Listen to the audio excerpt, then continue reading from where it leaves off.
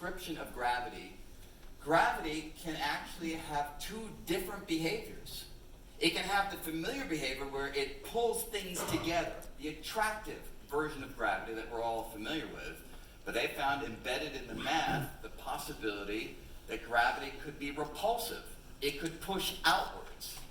And what they found more specifically is that if you have a source of gravity that's clumpy or big rock like planet Earth, that gives rise to the attractive version of gravity. But if you have a different source of gravity, a source that's not clumped up into a rock, but rather is uniformly spread throughout a region of space, that uniform energy, according to the equations, yields an outward push.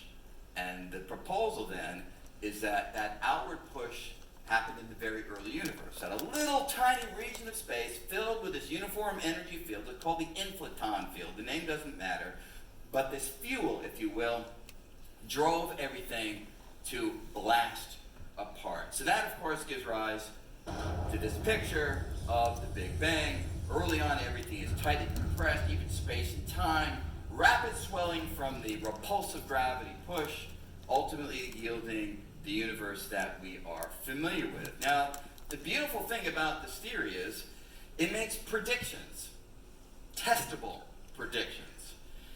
It says that if space underwent this rapid swelling from repulsive gravity in its earliest moments, then there should be tiny temperature differences right now in the night sky that are measurable. And these little different colored pixels that you see in this image are representing tiny temperature differences that the theory says should be measurable across space. Little differences.